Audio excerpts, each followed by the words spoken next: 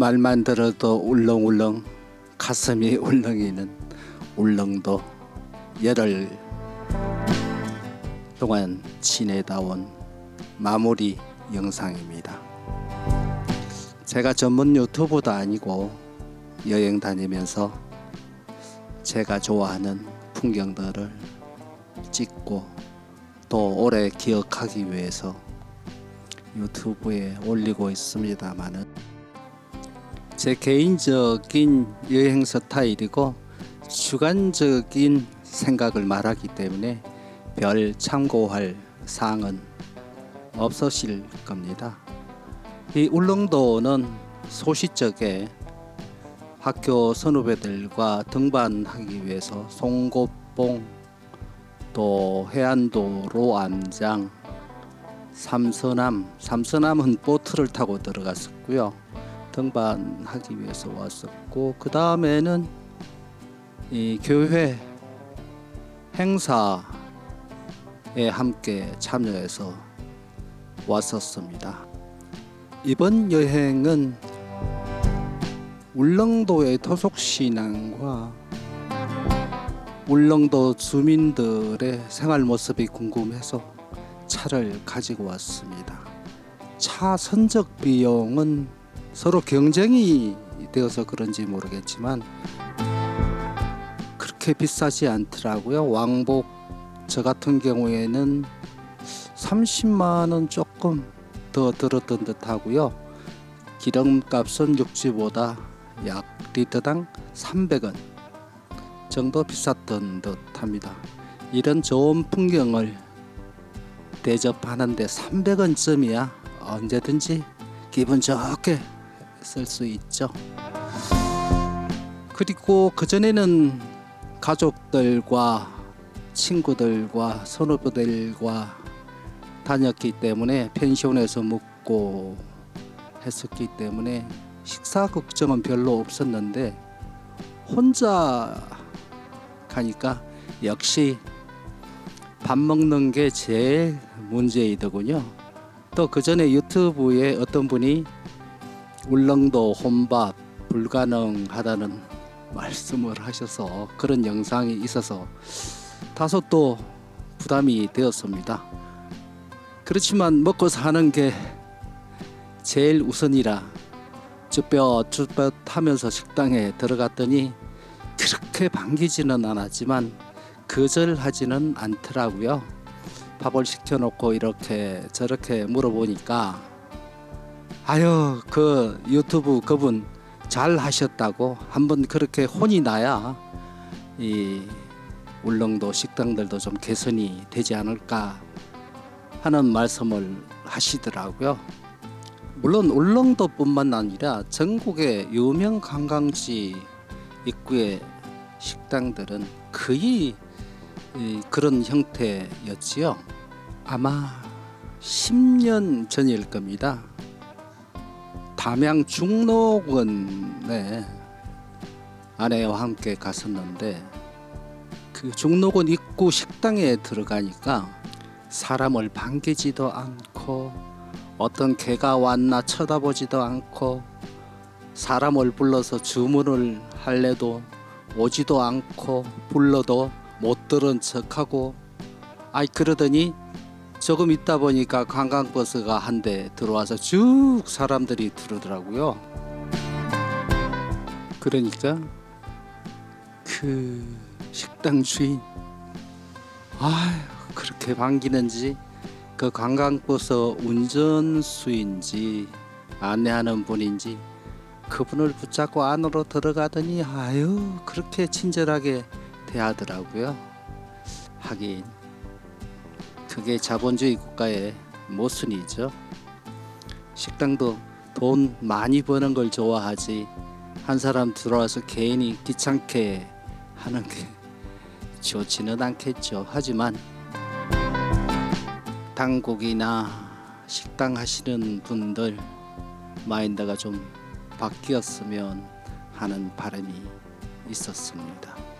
그 방법으로는 식당마다 이렇게 4인식, 6인식 않게 만드는 식당만 두지 말고 개인 혼자 밥 먹을 수 있는 개인 1인 식탁을 만들어 두는 것도 한 방법이겠고, 일본 라멘집 같은 그런 모습 말입니다.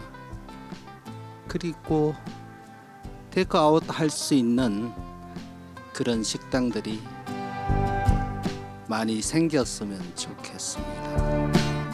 울릉도 그때 당시 그 영상이 올라갈 당시 야단이 났었답니다. 울릉도 식당들 관계 당국에서 많이 화가 났었나 보죠. 그 전에 미리 준비 좀 해두지 말입니다. 그래서 지금은 혼자 오는 여행객 주문을 거부하는 일은 없다고 합니다. 앞으로 많이 개선이 되었으면 좋겠는데 그렇게 되기가 쉽지는 않을 겁니다. 이 해안도로 드라이버 중에 제일 풍경이 좋은 삼서남 근처에 왔습니다. 울릉도 가시면 일출을 이곳에서 보시면 제일 좋은 모습을 볼 수가 있습니다. 물론 도동항 위에 전망대에서 보는 것도 좋고요, 일몰 전망대도 있지만 차를 가지고 가시면은 여기저기 그 전날 일몰 어디가 좋은지 일출 어디가 좋은지 이렇게 기억해 두셨다가 그 시간에 맞춰서 나가시면 좋은 모습을 볼 수가 있을 것입니다. 예전에 갔을 때 독도를 한번 들어갔습니다마는 독도는 그날 파도가 높아서 정박을 하지 못했고요, 빙 한 바퀴 돌아왔었는데 이번에 그 전날 갔다 온 사람들이 독도 땅을 밟아봤다는 이야기를 해서 저도 다녀왔습니다. 드론으로 촬영도 좀 할 겸해서 갔었는데 아이고 여기저기 쫓아다니면서 어렵게 비행 허가를 받아서 드론 시동을 끄니까 보안구역이라 시동 불가라고 시동이 걸리지 않더군요. 어쩔 수 없죠. 그렇게 실망하고 왔는데 그럴 줄 알았으면 미리 보안 해제를 하고 갔을 걸 하는 후회도 합니다. 드론 촬영을 준비하시는 분들은 독도 드론 촬영하실 때 꼭 미리 보안 해제를 하고 가시길 바랍니다. 울릉도 해안 일주 도로는 주변 풍경을 보면서 다녀도 1시간이면 보통 족한데 저 같은 경우에는 이 골짜기 저 골짜기에 거주하시는 울릉도 주민들과 얘기하고 이런저런 풍경들을 보느라 4일 걸려서 마무리했습니다. 지금 울릉도는 건물들이 많이 들어서고 또 사동공항 건설도 있고 해서 외지 노동자들이 많이 들어가 있습니다. 그분들과의 밤에 만나서 소주 한 잔도 참 즐거웠고요. 봄철에 가시는 분들께 권하고 싶은 것은 성산봉 등산을 하다 보면 운치 있는 풍경은 물론이고 그 귀한 섬 노르기나 야생화들을 많이 볼 수 있습니다. 울릉도 가시는 분들께서는 봄에 꼭 성산봉 등산을 해 보시길 권합니다.